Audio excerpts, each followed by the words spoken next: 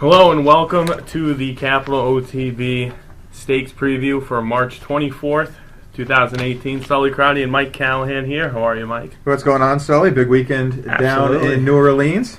It's a fantastic weekend of racing at the fairgrounds, and we have 4 fairground stakes, and then there's one in South Florida at Gulfstream Park we're going to take a look at as well.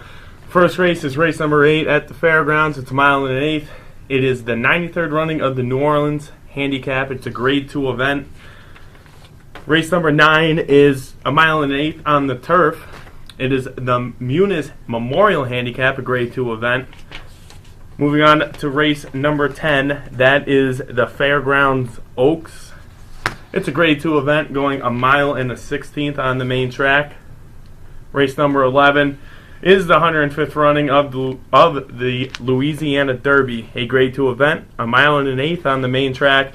And we'll finish off in South Florida, race number 12 at Gulfstream Park. It is the Hutchinson, a grade 3 event, going 6 furlongs on the main track. All right, we'll do what we normally do and go in numerical order. We'll go back to the grade 2 New Orleans, the race number 8 on Saturday's card. It's a mile and an eighth, as Sully said, a $400,000 purse, grade 2 event. Solid 6-horse field in here. We'll start with number 1, The Player. Going out for William Bradley, get Calvin Morell aboard, 9-5 second choice in here. And off that last performance, deservedly so. Took him wire to wire, won that race really impressively by 4 1/4. Beat a horse in here that we'll touch upon a little bit later in Scuba. Getting that 100 buyer, and the first time for this horse, getting that 100 buyer, definitely fits in here. The only other horse, Good Samaritan, who we'll touch upon off that long layoff, is the only other horse to be able to run 100 buyer. Do you think this horse can repeat that performance, or do you think the bounce theory is in play? Yeah, I think the horse can repeat it because we saw a high 90s last 2 races back and ran okay as the favorite there. Lost to Hawacum, I think I'm saying that right? Yeah, who won at Oaklawn on President's Day very impressively. So, nothing to be ashamed of there. Ran a good race there. But the player is definitely a player here. So I think it can repeat no that pun 100 intended. buyer. Exactly, no pun intended. Number 2 is Hollywood Handsome, going out for Dallas Stewart, who's got 6 wins down at Fairgrounds so far. You get Jose Ortiz aboard, 15-1 on the morning line. This horse is quite interesting.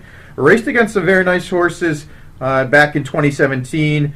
Was in the Belmont, was a complete non-effort against Tapwrit. And then we saw this horse have a little bit of a layoff. Didn't run at all in the fall of 2017, nor did the winner. And then reappeared in that 2 other than optional claimer on February 17th and came from off the pace, finished 3rd, beating a neck to another horse in here, Han Sense, who we'll talk about a little bit later on. I didn't think that was a bad performance off a long layoff. I think Jose Ortiz, obviously, it never hurts when you get him aboard. I think this horse is interesting at a price. I think it's very interesting at a price, and I think the closing speed this horse has does stand out a little bit. And earlier on in the career, we saw in the Illinois Derby, the horse was 10 lengths off, made up a couple lengths there. Next time out went to the allowance, had the same exact strategy and won. And I think getting Jose Ortiz aboard is definitely a plus here. And you're getting a great price on Hollywood Handsome. Number 3 is Scuba, going off for Brendan Walsh. You get Florent Giroux aboard at 9-2 on the morning line. A horse that's been in really good form the last 3 starts, a winner 3 back in a grade 3 event at Hawthorne. The last 2 have been down here at Fairgrounds.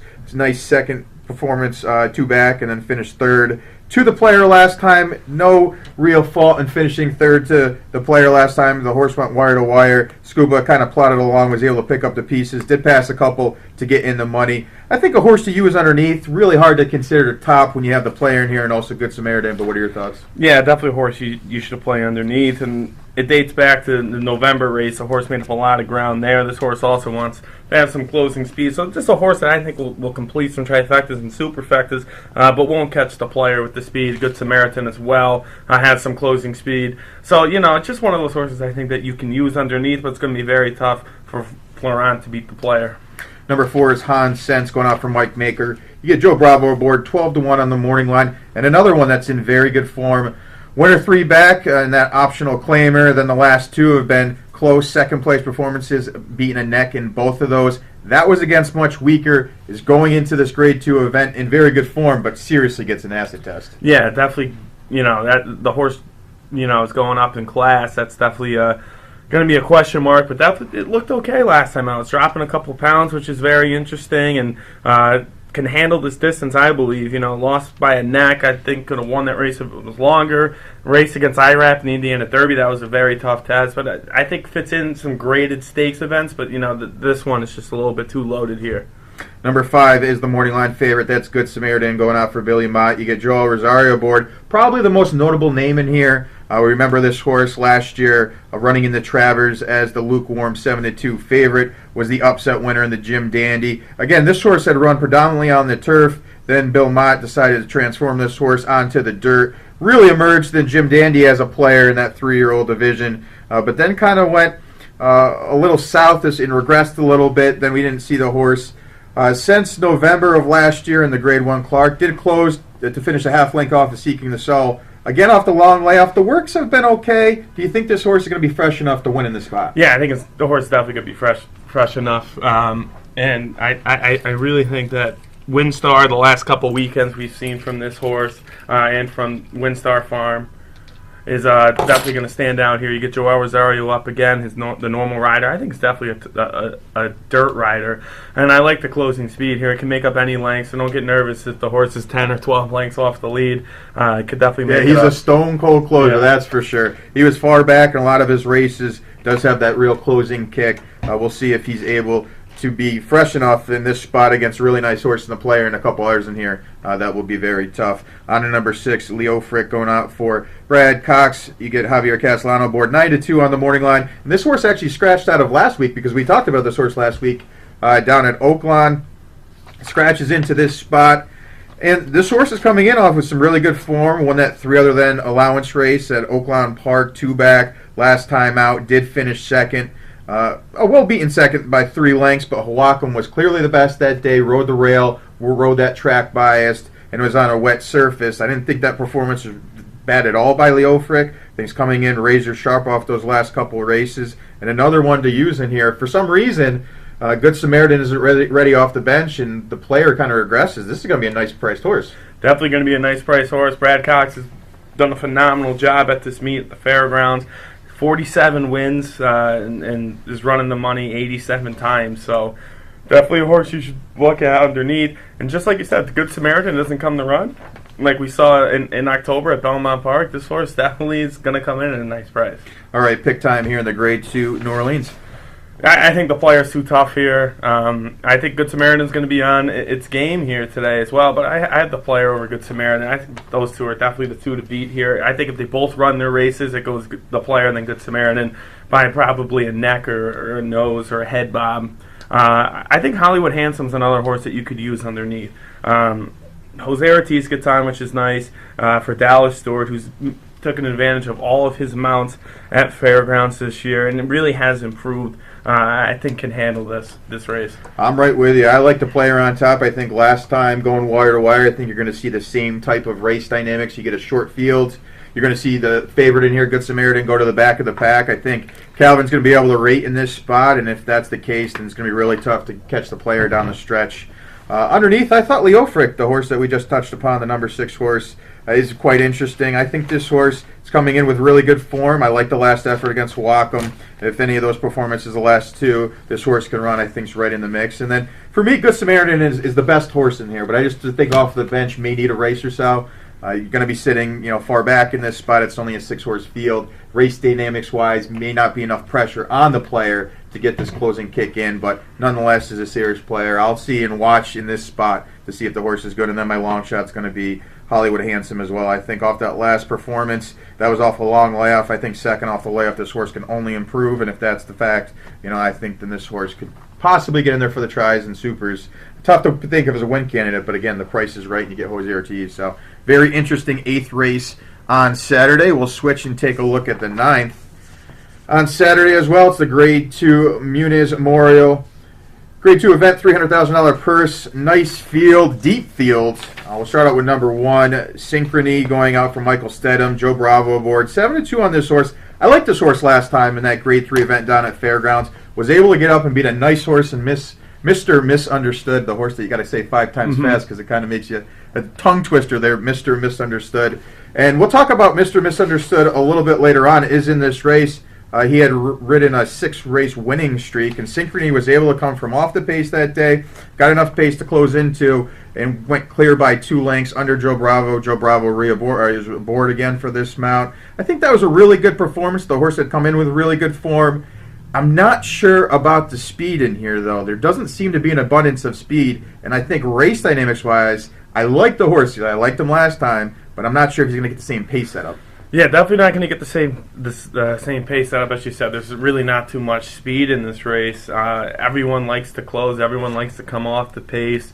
So it's going to be very slow fractions. And the one thing that we saw, the slowest fractions this horses went to on paper is 49, almost 50, made up about 6 lengths. It got a 95 buyer here at Fairgrounds. So we'll see how this horse does. It's definitely going to be a slow pace, and the rail might be a little bit of a question mark as well. But Joe Bravo's riding terrific, and a terrific ride last time out. Number 2 is Zula Alpha going out for Neil Howard, who's got 8 wins so far down at Fairgrounds. You get Brian Hernandez Jr. aboard. 30-1 on this morning line. Last time out, came from off a long layoff. Hadn't been seen since running a couple on the synthetic at Turfway. Raced in that Grade 3 event that Synchrony won. Finished 5th that day. I would consider that an even performance. Off the bench, wasn't probably the worst race you could run.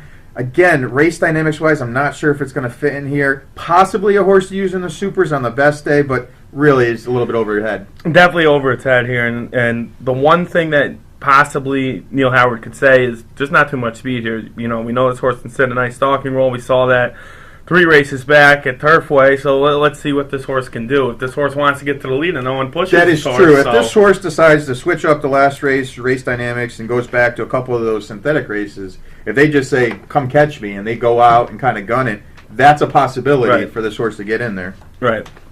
Number 3 is Galton going out for Mike Maker. 20-1 on the morning line, Joel Rosario aboard. Last time, racing an optional claimer down here at Fairgrounds. Finished 5th, only beating a length, so it wasn't a bad performance. Did face a couple nice horses in Great Wide Open and Applicator, who are names that are on the turf down there. And before that was a complete non-effort against Synchrony and Mr. Misunderstood. To me, it's sort of a hot and cold horse. Though, like you said with the number 2, if this horse decides not to fall too far back, may switch up and go back to the earlier races where this horse was sitting right off the pace.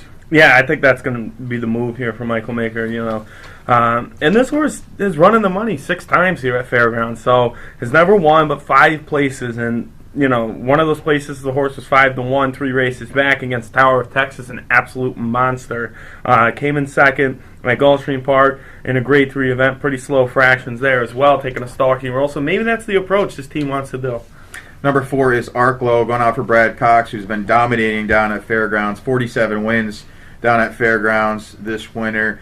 Javier Castellanos aboard, 10-1 on the morning line, which offers some nice value. And this horse came from off a long layoff, hadn't been seen since at Saratoga in a Grade 2 Hall of Fame. Was freshened up a little bit. Reappeared in February 24th and won that 2 other than optional claimer. Obviously, light on class, but really did some nice running that day. Got a 90 buyer, and to me, the hot and cold theory is in full play with this horse. Mm-hmm. Either this horse wins or it's a complete non-effort. Is going to be coming from the back of the pack, which again we already talked about. There's not a lot of speed in here. What are your thoughts with Arklow? Yeah, just too many question marks here. Are we going to get this Arklow we saw at Churchill Downs beating Good Samaritan, or are we going to get a horse that we saw 2 races back at Saratoga and really did no running at all? So that's just the one question mark for me here. And Javier, you always got a chance when you have Javier, but what is Javier going to do with this horse? What is Brad Cox going to do? Because we've seen this horse sit off the pace a little close, and then we've seen this horse show no effort at all. Last time out, really thought the horse ran a great race, ran a race that it's never ran before, usually gives up when it's that far back, and won that race. So too many question marks for me to take on top.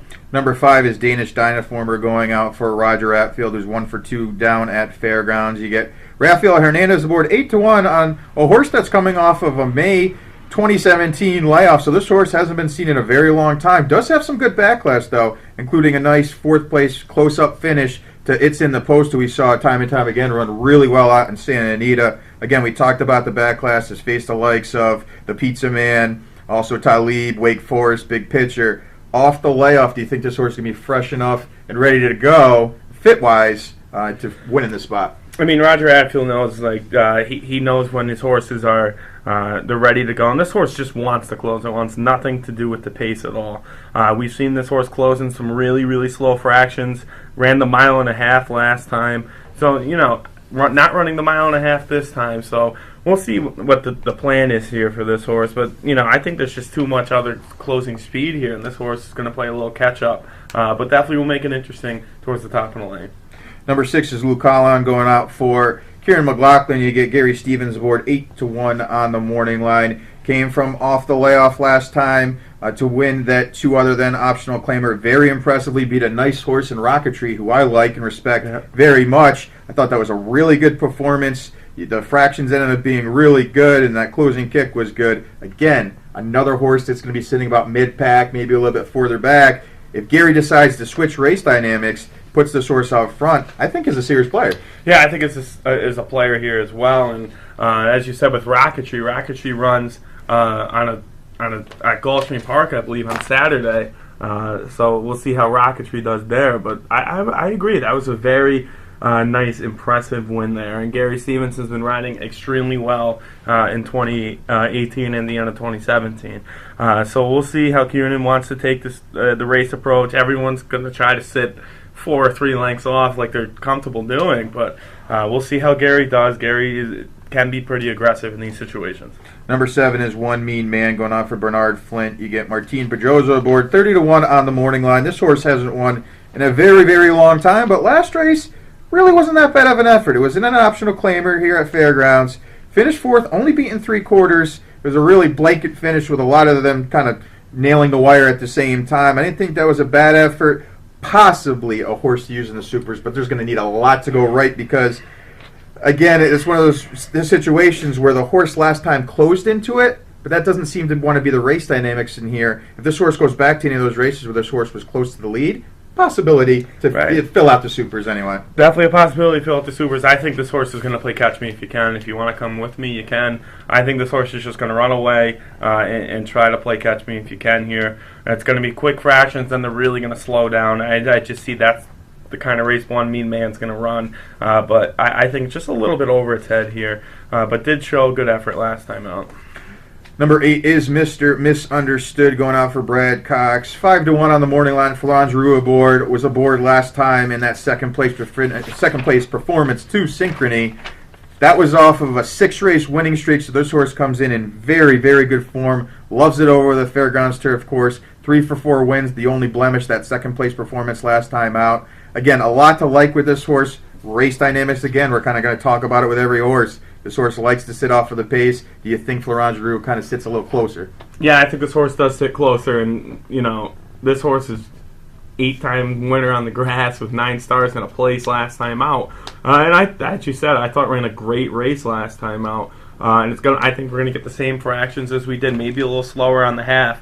But I think this is an absolute steal at 5-1. If this horse stays, I don't think we're gonna get that. No, but exactly. Like you said, you like the morning line, right? But there are a lot of other horses to look at in here. But I'm not sure if you're gonna get. You're not gonna get 5-1, possibility. He's gonna go off as the favorite, but yeah, definitely a possibility to go off his favorite. But say it's at 5-1, you definitely gotta play this horse. And Florent Giroux. I like everything about Cox and Giroux and the grass at Fairgrounds, so we'll see what happens with the pricing. Number 9 is Forge going out for Billy Mott. Johnny V is aboard 9-2 on the morning line. This horse really ran a good race against World Approval. That was when World Approval won that Grade 3 Tampa Bay event down at Tampa Bay. And had Manny Franco aboard that day. I thought did a really good job of trying to stay close to World Approval and really fought that horse down to the end. Only lost by a half a length. I like that performance. It was a 105 buyer, tops among any in this field as far as last races go. I like this horse, and if you get anywhere around the 9-2 price, like again, it's one of those situations where the morning line may not be exactly where they go off at. I think this horse is going to take a lot of money being a Judd Mott horse. But again, second off the layoff in that last performance, a huge player in here. Definitely a huge player in here, and look at the horses. This horse has came second to and ran huge races against World Approval, as you already said, Heart to Heart, Black Type, Hello Don Julio, Sir Dudley Diggs. So this horse has raced against some quality horses, and it's went off at big prices and was 13-1 against Heart to Heart. I thought ran a phenomenal race there, and last time out ran a 105 buyer. I don't think you need a 105 buyer to win today, but definitely if you run a repeat as you did in Tampa Bay, you should win the race. Number 10 is Revved Up going out for Shug McGahee. You get Sean Bridgman aboard 6-1 on the morning line. Horse that came off the layoff last time to won in that Grade 1 Gulfstream Park Turf event against Heart to Heart.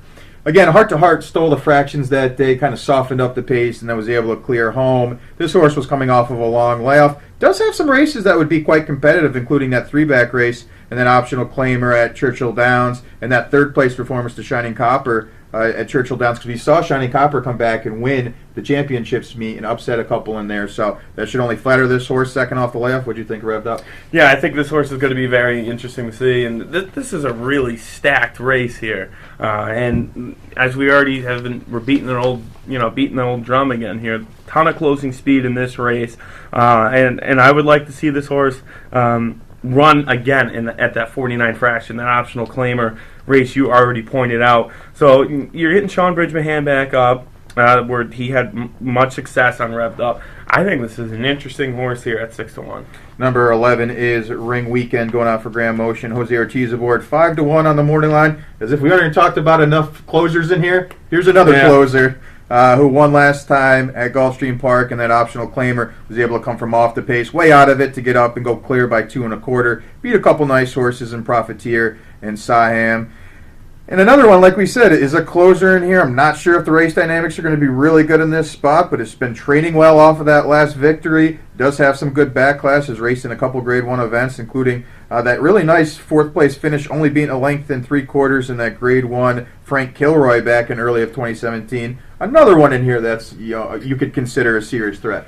Definitely a serious threat here, and it's a West Point horse, and we always, West Point always does very successful on these big cards.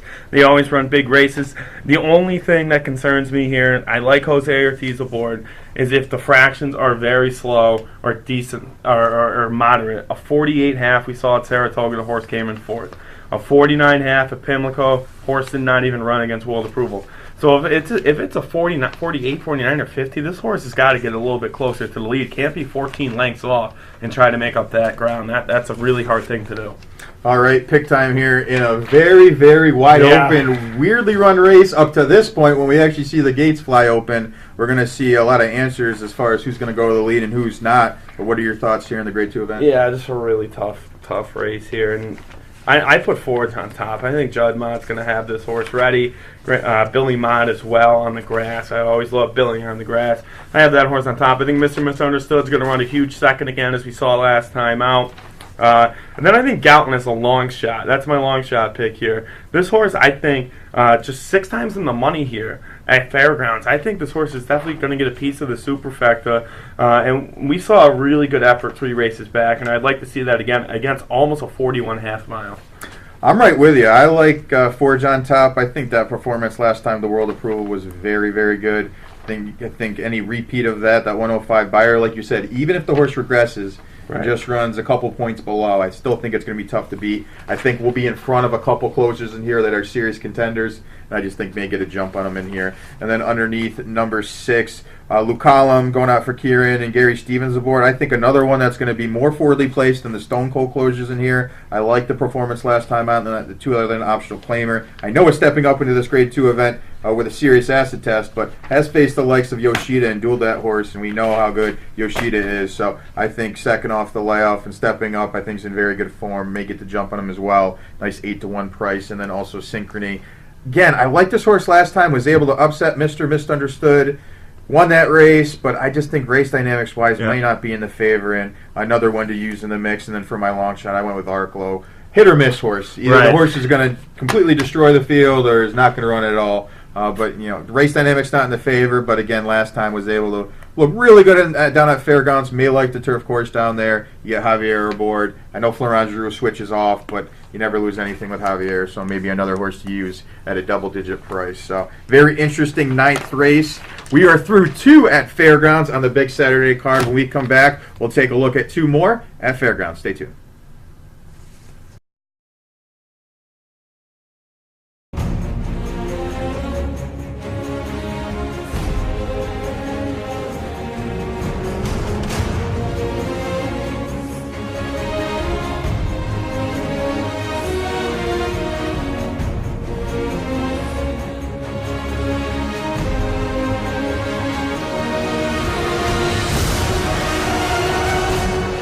Sign up today for Capital OTB's handicapping series and plan your trip to Las Vegas.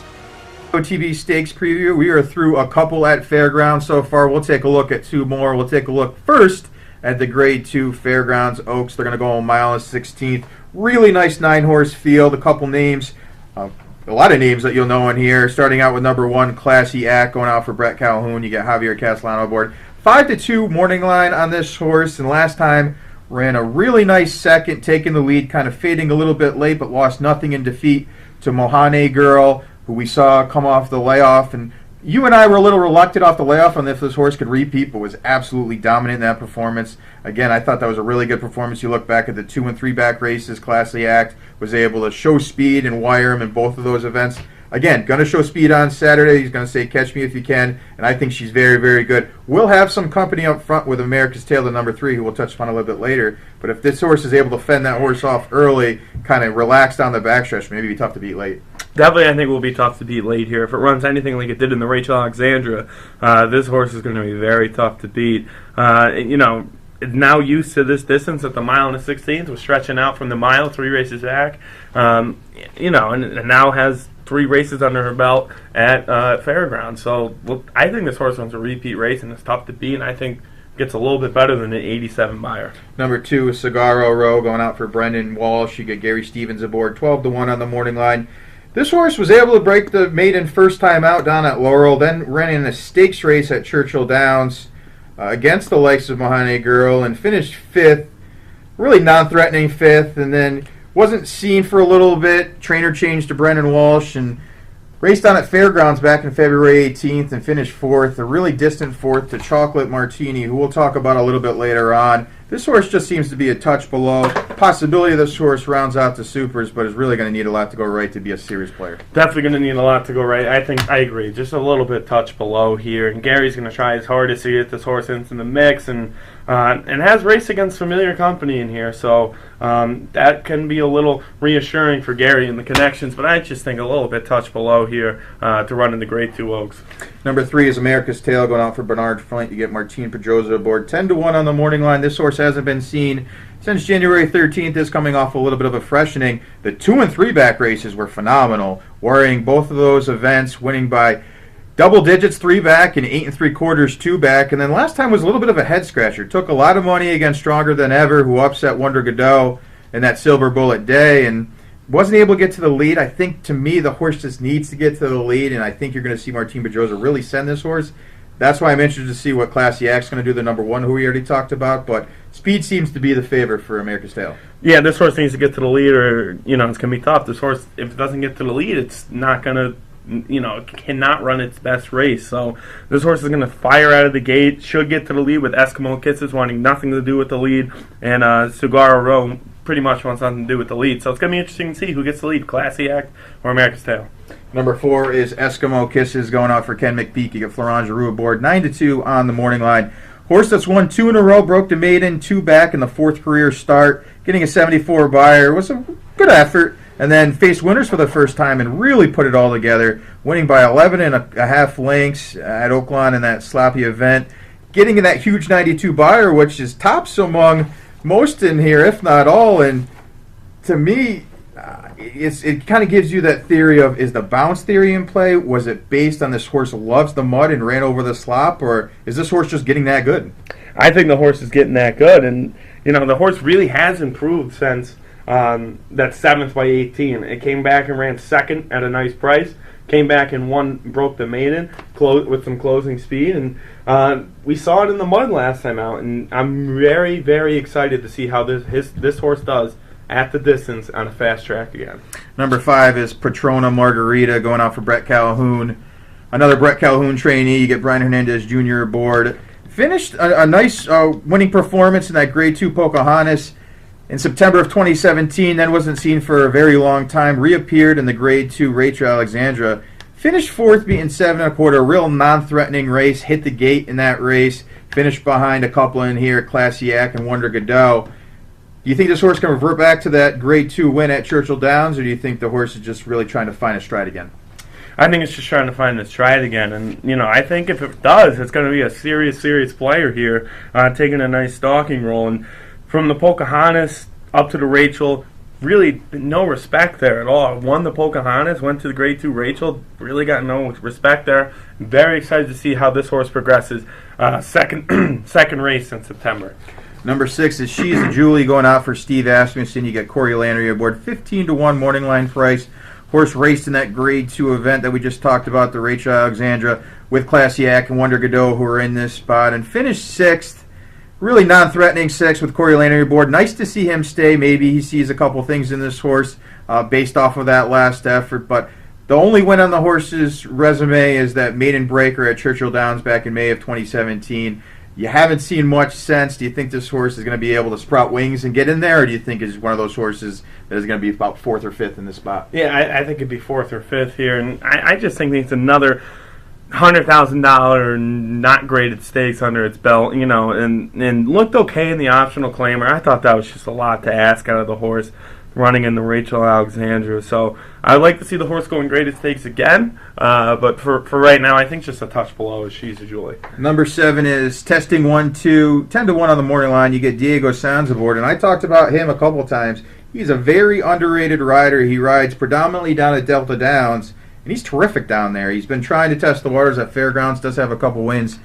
6 for 10 in the money at Fairgrounds as well. And this horse has been very, very good down at Delta Downs, including 3 in a row. Last time out, tried that Grade 2 company in the Rachel Alexandra. Finished 5th, beaten 9, showed speed that day. I don't think the race dynamics are going to fit very well for this horse based on the 2 horses we talked about with ton of speed with Classy Act and America's Tale. I think that's the only way this horse would be able to win. So based on the race dynamics, a little tough for this horse. Yeah, I think it's going to be tough for this horse too. I think there's just too much other speed in this race, too much other speed that has been proven in some big Grade 2 events. Horse couldn't get the lead in the Rachel Alexandra. I expect the same today, but definitely a horse that really has been impressive, as you said, at Delta. Number 8 is Wonder Godot going out for Mark Cassidy. Johnny V is aboard, 3-1 on the morning line, and this horse I've liked a couple times down at Fairgrounds. We've done the stakes preview in both of those events. I liked her in the Breeders' Cup Juvenile Fillies.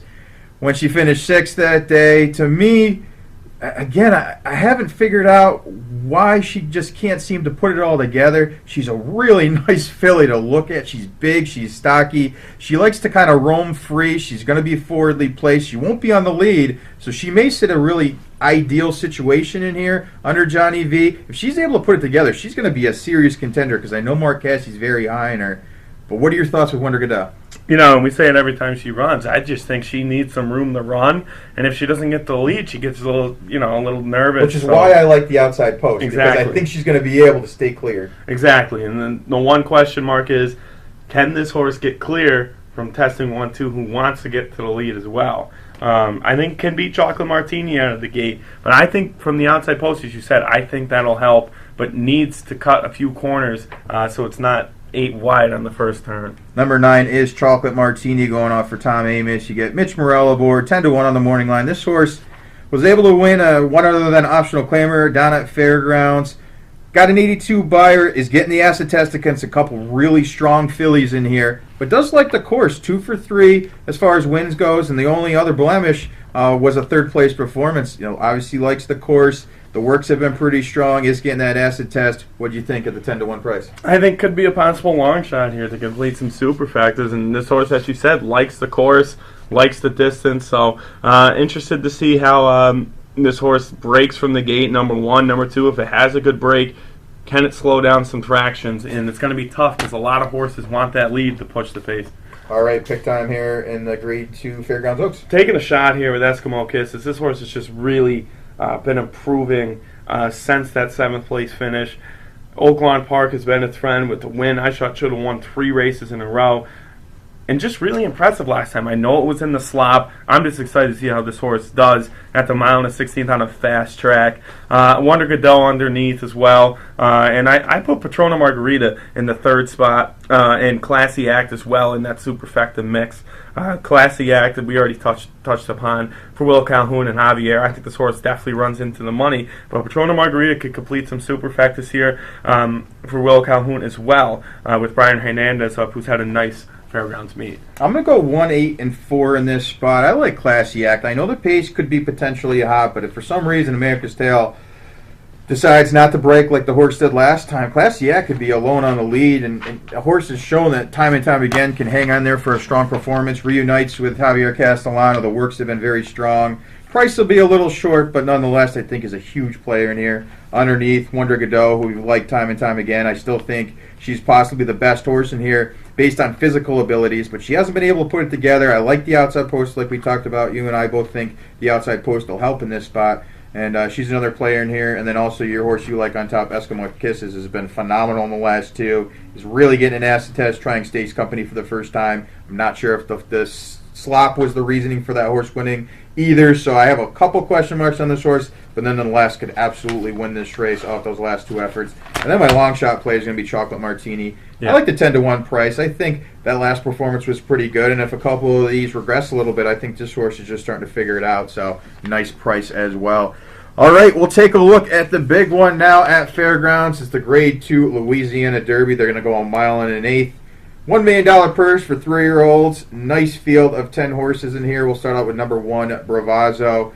For Dean Wade Lucas, Gary Stevens aboard, 7-2 on the morning line. Last time won the Grade 2 Risen Star. Upsetting it, there was multiple upsets because you had a 21-1 shot in Bravazzo, and you also had 41-1 with Snapper Sinclair, who we'll talk about a little bit later on. An interesting run race. I've watched it multiple times. Really, no one made any moves in there. They were able to plot along. Bravazzo set a perfect trip right off of Snapper Sinclair. Was able to get up late. The works have been really strong since that event. The horse is searching for 3 in a row. What do you think with Bravazzo? I think I'm really excited for this race. Is this horse going to run the exact same race? No one's going to let this horse just run like it did last time out. That's just the one thing. But this horse has been working like a monster at Oaklawn Park. Back-to-back bullets, and then a 20 out of 100. So, I'm really excited to see what the race tactics are. You get Gary Stevens back aboard as well, which I think is just really overwhelming for the connection. So I think the 7-2 is a fair price.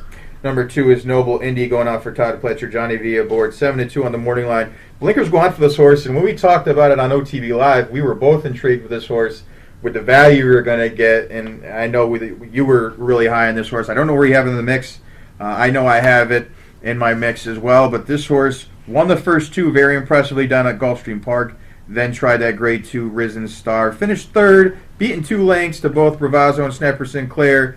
To me, never got out. It really ran that race, was able to sit the pocket, perfect spot, was bumped at the start, and then down the stretch kind of just plotted on home. I don't think we saw the best of this horse. No. I think that's why you're seeing the blinkers go on with this horse. I think Todd's trying to switch it up a little bit. I'm not sure if he was overly impressed with that race.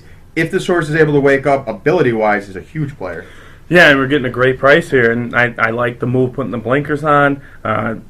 Fletcher winning 28% of his first-time blinkers. And this horse ran a 91 Byron. It was not even its best race, which is just scary. So I think if you get 7-2 on this horse, which I doubt we will, but this is a very, very interesting horse, and I can't wait to see how it does the second time running over the surface. Number 3 is Marmello, 50-1 on the morning line. Jack Gilligan aboard. Horse that hasn't won yet, did finish third in that 5.5 furlong turf sprint in the debut. Then this horse tried the dirt surface, stretching out to a mile and 16th. Showed speed, faded that day to finish fourth, beaten 4.5. To me, again, being a maiden, stepping up into this test with some very good horses. I don't really know where you consider this horse in the mix, but it's going to have to sprout wings just to get the money. Yeah, and it's tough for a maiden to come into this field. So, I think it just needs to break the maiden, maybe go to a couple allowance races first before you jump up to this race. But we'll see what happens. Does have some speed. It's going to play catch me if you can at 50-1. Number 4 is Give Me a Minute going out for Dallas Stewart. 20-1 on the morning line. You got Javier aboard. Last time out was a little bit of a dud. Finished 8th in that Grade 2 Risen Star against a bunch in here, including Bravazzo we talked about, Noble Indy, and Snapper Sinclair. But that maiden race was pretty strong down at Fairgrounds to break the maiden.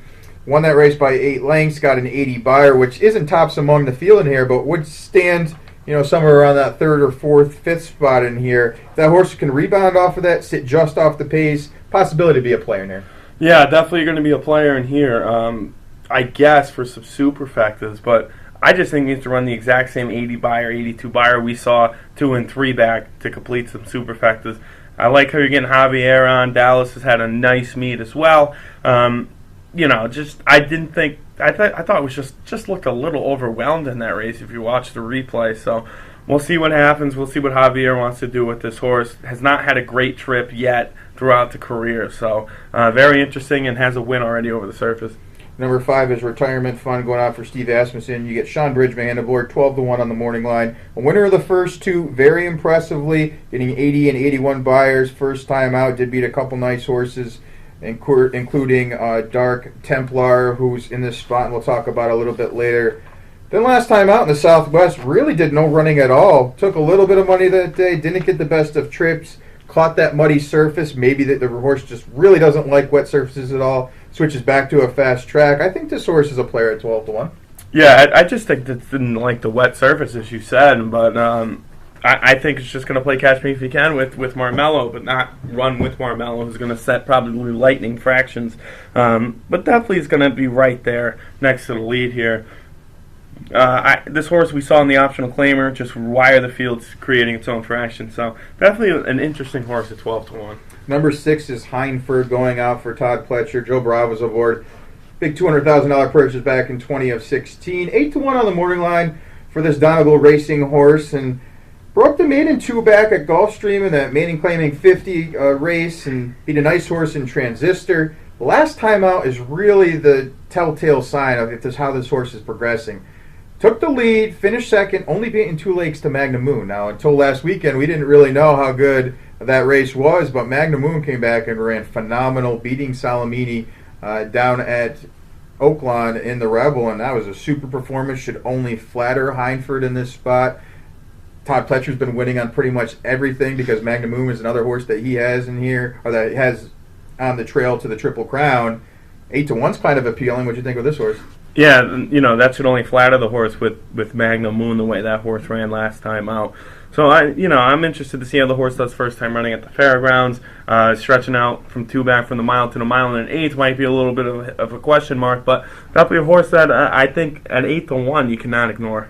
Number 7 is Snapper St. Clair going out for Steve Asmussen. Jose Ortiz is going to be aboard. And note that jockey change from Adam Becheza, who's been terrific down there, but you do get Jose Ortiz aboard for this mount. I think will only help the situation. You get 9-2 on the morning line. Finished second at huge odds to Bravazzo. Really got a nice setup. Took the lead, kind of plodded along, and then they really got into a tussle late, and Bravazzo was able to just edge clear, but really lost nothing in defeat. Got a 93 buyer. A horse that, if you just look at buyers alone, is really progressing. You think this horse has another big effort in it? Yeah, I do. And, I just remember the horse breaking the maiden at Saratoga over the summer, very impressively sprinting, then stretched out. First time, didn't do any running, stretched out again. Then Lecomte ran huge at the fairgrounds, and has ran huge last time out. So I think this horse is a nice play here. Don't think we'll get 9-2, especially with Jose Ortiz aboard, but we'll see. Number 8 is Lone Sailor going out for Tom Amos. You get James Graham aboard. 21 on the morning line. Last time out, finished second to Dark Templar, who we'll talk about a little bit later, the 10 horse in here. Got a 78 buyer off that closing kick performance. Has faced graded stakes company a couple times, including an even 5th place performance in that Grade 2 event at Churchill Downs with Enticed and Promises Fulfilled, who we saw both those horses come on very strong in their 3-year-old campaign. We'll see if Lone Sailor can do it. What are your thoughts? Yeah, I just think it's a little bit touch below here. We saw it in the Lecomte and took a lot of money there to 6-1. But Thomas Amos had a nice meet as well. $125,000 purchase tag here on this horse. I just think it's a little bit touch below here from Lone Sailor. Number 9 is My Boy Jack going out for Keith DeSormo, and Kent DeSormo is going to be aboard. 5-2, morning line favorite. Lukewarm. I don't think we'll go off any lower than that. Probably will drift off if anything. But off that last performance, which makes this horse very intriguing, rode the rail with Hawakam, who raced a little bit earlier on. Then this horse was able to ride that same dynamic. Kent DeSormo rode a brilliant race, was able to wait for room, and really shot up the rail. This horse kicked clear, won by 4.5, beat Combatant, Sporting Chance, and a bunch of others in here. And this horse is even more interesting because predominantly has raced on the turf, really just kind of reappeared onto the dirt course. Faced McKenzie, 2 back, finished 3rd. We saw what McKenzie has done. This horse is progressing. Interesting horse. Definitely a very interesting horse, and just a very interesting story as well. This horse was bought for $20,000 and has now made $425,000. So I think it's going to be tough to beat this horse because of the amount of speed in this race. I think the fractions are going to be very fast here, and this horse just wants to close. He's going to be patient. Don't be worried if you bet My Boy Jack and he's 10 lengths The longer off. the distance, the better, and Exactly. this horse is stretching out, so I completely agree with you in that statement. I think based off of race dynamics, initially when I looked at this race, I was like, I could take a stand against My Boy Jack, but when you start to look at the overall body of work of a couple of these in here, and some of these horses are a little bit distance challenged, it kind of makes My Boy Jack a little bit more appealing in this spot, and we'll talk about our And the selections. outside stall should help as well. Yeah. Number 10 is Dark Templar going on for Brendan Walsh. Faraj Aru's going to be aboard 12-1 on the morning line. Big $475,000 purchase back in 2016. Did break the maiden first time out at Churchill Downs in November 4th of 2017. That was a really good race. Got a 67 buyer. And then tried one of the optional claimers at Fairgrounds. The 2 and 3 back faced Principe Guilherme and Retirement Fund, retirement funds in this, and we already talked about. Finished second to that horse, and then last time out was able to put it all together, show speed, win that one or then optional claimer. Now steps up into this event. To me, based off of the last race dynamics, you're going to see this horse be sent, but like we already touched upon, maybe not the right dynamics to do. Yeah, there's a lot of speed here, and usually when you run these route races, there's not a ton of speed, and this horse really just wants to go, so it's just the luck of the draw here. He's gonna get a clean break. My Boy Jack, as we already said, doesn't want nothing to do with the lead. Lone Survivor wants to take a stalking role, so we'll see. Lone Sailor, excuse me. So we'll see how this horse does. It's gonna play Catch Me If You Can. All right, very interesting race. Who are your picks in the big one? I went Noble Indy on top. I just think this horse ran a 91 buyer last time, but we haven't even seen this horse's best. And throwing the blinkers on, as we already touched about, I think it's a fantastic move. And I said it earlier on the program, WinStar, the last 3 weekends on these big races, they've been extremely impressive winning races. My Boy Jack underneath, it's going to be a very close race, I think, between Noble Indy and My Boy Jack. Would not surprise me at all if My Boy Jack wins. And then I put Snapper Sinclair in the third spot. I think this horse as well just hangs on to grab a piece in the money. Yeah, I'm right with you. I like Noble Indy in here. You like to look or take a look at the race dynamics in here, and you think speed. With a lot of these in here, I think horses that are be sitting just off of that will be able to rate. I think Noble Indy is going to be like one of those horses that fits that mold. Was able to sit the pocket last time. I think blinkers go on for this horse will only help, and Todd's been dynamite in these situations. I think Noble Indy is definitely a horse to consider in here. And then number 9, My Boy Jack underneath. I think race dynamics alone just fits this horse really well. Last time ran a huge track bias to win that race. It was on a muddy surface. You could kind of say with a couple different question marks about this horse, but the distance is not a question. This horse is going to be able to run and looks to close into a fast pace. And then underneath, Bravazzo, number 1. I think this race is going to be a little chalky based on race dynamics alone. And Bravazzo, the winner of the last 2, including that Grade 2 race, that Risen Star last time, was a big effort. I think it's going to be sitting just off the pace as well. And Gary Stevens could definitely get this horse home because the works have been sharp, and this horse is coming into it in very good form. So as far as the long shot play goes, I like Heinford in here, another Todd Pletcher trainee. Get Joe Bravo aboard.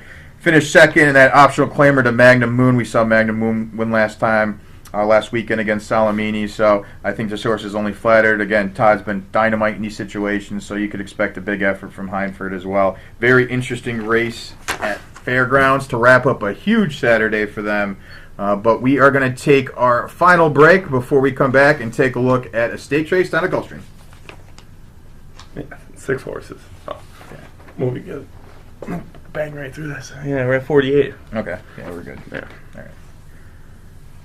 Welcome back to the Capital TV Stakes Preview. Want more rewards? How about this? During the month of February, all Capital Bets account holders earn an additional 2% cash back when wagering on Aqueduct or Gulfstream Park. Capital Bets account holders already earn the best cash rewards in New York State, but now's your chance to get back even more. No points, no gift cards, actual cash from Capital OTB. Now that's more rewards. At Gulfstream now, we took a look at Some of the big races at Fairgrounds, again, huge day down in New Orleans on Saturday, with the highlight being the Louisiana Derby. Very interesting field that we just went over, gave our picks and scenario as far as that race goes. We'll take a look at one at Gulfstream to round out our 5 races. Take a look at the Grade 3 Hutchinson. It's a 6-furlong race, $100,000 purse for 3-year-olds.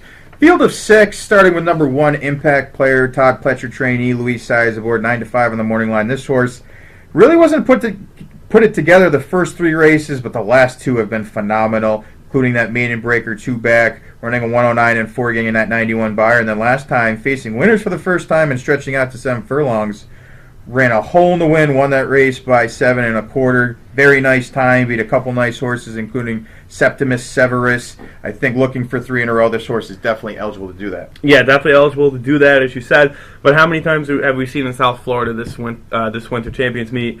Big favorites look impressive and optional claimers step up through Greatest Stakes for the first time and don't win. They come in second. So I think this horse is the best of the best. You get the best rider, Luis Saez, with everyone else out of town except for Gaffney Owen stayed, Arad stayed, Robbie Alvarado stayed. So we'll see. We'll see if this horse can break the trend of winning optional claimers impressively, going to a stakes race, taking a lot of money. Let's see if this horse can win. Number 2 is Bel Tepasari. Going out for Jaime Mejia, you get Robbie Alvarado aboard 5-2 for this horse. And it's interesting because you get a cold trainer stat in Jaime Mejia, who's 3 for 136. That's only 2%, and he's 13 for 302. So a really short morning line for the horse has been terrific, but the trainer stats are a little tough. You look at that 2-back race breaking the maiden, going 5.5 down at Gulfstream, won that race going wire to wire. Race dynamics wise, you're going to run into Impact Player, who's got some speed, and a couple others in here. I really didn't know what to think of this horse, though last time did face National Flag, and we know National Flag's a very good horse, and finished second, beating 2 3/4, did fade that day. Do you see the kind of same scenario with this horse, or do you like him? Yeah, I think the cutback's going to help as well. Just even if it's a small cutback from 7 to 6, 5.5, we knew the horse can handle. So I'm excited to see how this horse does at the 6. I think definitely running into the money, but I think there's just better in this field. As you said, it's just the trainer stat. It's just drawing me away a little bit. Number 3 is Madison's Luna.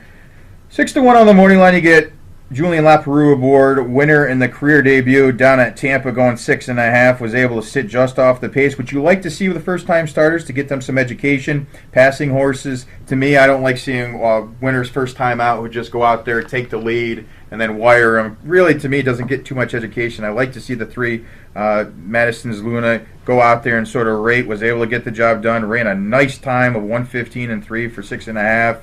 That was an Antonio Gallardo board. You get Julian Laperoux aboard, but you lose nothing in there. I think is an interesting player, especially as far as value goes at 6-1. Yeah, and we see these horses all the time come in from Tampa Bay and run a huge race. The only thing is Phil Bauer, he's 0 for 21 when he comes back, and a little less than 2 months. So we'll see how this horse does. He's 7% winning one last time out, but the price definitely is right for this horse. And this is when the Tampa Bay shippers come in and win some races. And that's why this race is a little confusing, because you're seeing good horses, the best of the trainers that we've talked about, but you don't see very good trainer stats. So that's where you're seeing bad trainer stats, but you're seeing good horses, like you said, just the 0 for 21 repeating for Phil Bauer. So we'll see what happens with number 3, Madison's Luna. Number 4 is Tricks to Do, going off for Arnold Delacour. You get Rod Ortiz Jr. aboard 2-1 for this horse, the second choice in here. Finished 4th in the Grade 3 Swale last time to Strike Power, who we saw come back and run a very nice race. Yeah. So didn't really lose much in defeat in that 4th place performance. You go to that 2 and 3 back races; those were both winning races, beating nice horses in a Zeri-like move and a couple others. And again, if that horse can repeat those 2 and 3 back races, a serious contender will be sitting just off the pace. Yeah, and no shame losing the Strike Power. We saw what this horse is doing, and I can't wait to see how this horse does again, stretching out. But we'll have to wait another weekend for that. But this horse, I thought 2 back was just so impressive in that stakes race, and took a lot of money, deservingly so. 2-1 is a really short price, but you're getting the Rod Ortiz up again, and this $600,000 purchase definitely is appealing. Number 5 is My Chinimandu. If I'm pronouncing that right, I don't know if you can pronounce that as well. My Chinimandu. Yeah. My Chinimandu, yeah. 30-1 on the morning line. Another Jaime Mejia trainee in here. Again, this horse, 30-1 on the morning line, 1-3 back to break the maiden. and the 8th career start. Since then, tried Allowance Company and tried Stakes Company last time out. Showed speed in all those events and kind of faded.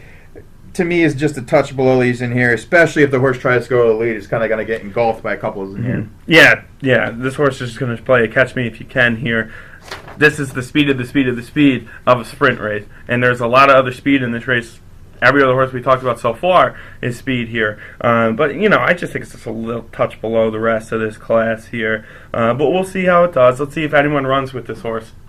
Number 6 is Sue Tosh going out for Ralph Nix. 8-1 on the morning line, you get Tyler Gaffalione aboard. Hasn't been seen since September 2017, but this horse was in very good form, facing Restricted Stakes Company in the last 2 events, beating a couple decent horses, including World of Trouble. And we've seen World of Trouble come back and run some very nice races. So the question mark is for this horse off the bench. But if this horse can repeat any of those performances, you're getting great value at 8-1. Yeah, and you get Tyler Gaffalione up as well. So I think this horse is very sneaky play here, running in some restricted stakes at Gulfstream. So I like the cutback. We know the horse can win at 6 furlongs, 1 at 7, 1 at 5. Ran a nice third in a restricted stakes, going 6. That was over the summer. So a nice layoff as well. 13% winning percentage for Ralph Nix on these layoffs. Likes the course too. Loves the course. 3 wins. for 4, 3 wins, and the only blemish is a 3rd place performance. So a lot to like at a nice price of 8-1. All right, pick time here. The Grade 3 Hutchinson. I went 6, 1, and 4 here. I think you're getting a nice price here. I don't think we'll get 8-1. I think we'll get around 4, 5, 3-1 here. But I like Tyler Gaffalione. He's right. I think he's going to have a huge day on Saturday in South Florida. We see what the horses. If this horse has beat World Trouble, we saw what this horse could do. We saw what Tip Sheet could do as well. This horse has ran in 3 nice stakes races and was competitive in all those races. Has been working absolutely phenomenal as well. Came to Gulfstream Park, has been working extremely well. I think we're getting a good price at 8-1. And then number 1 impact player and Tricks to Do. Just a horse the horses you need to throw into your mix, especially what we saw last time out in the optional claiming field. And no shame losing the strike power for Tricks to Do. Yeah, I like Tricks to Do over impact player. Those 2 are the real legit horses in here. I think if Tricks to Do can revert back to those 2 and 3 back races, going to be tough to beat. We'll be sitting just off of the pace, and last time finished 4th, but it was to strike power, and we've seen what strike power is able to do. So I think Tricks to Do can definitely revert back to the winning ways. Impact player underneath, looking for 3 in a row. Those last 2 have been unbelievable. Likes the Gulfstream dirt course as well. And then your horse, number 6, Sutash. If this horse can run off the bench, it hasn't been seen for quite a while, but loves it down at Gulfstream and faced some really nice horses and beat both of the horses that we talked about, including World of Trouble. I think this horse offers very nice value at 8-1. And then number 3 as my long shot play, Madison's Luna. I think this horse learned a lot, sat off the pace in that career debut, was able to win that race. Very solid time, is facing some stiff competition, graded stakes company for the first time, but nice 81 buyer first time out, definitely eligible to improve as well. So very interesting race. I saw it 4, 1, and 6. Use the 3 as a long shot. So those are our thoughts on a very busy Saturday, especially down in New Orleans, where the focal point will be that Louisiana Derby as the road to the Kentucky Derby continues. Hopefully you enjoyed the show and got some education as far as the horses go. And again, we have some interesting thoughts as far as this weekend goes. Race dynamics is going to be key in a lot of these races, so we'll see how that goes. But again, thanks for tuning in.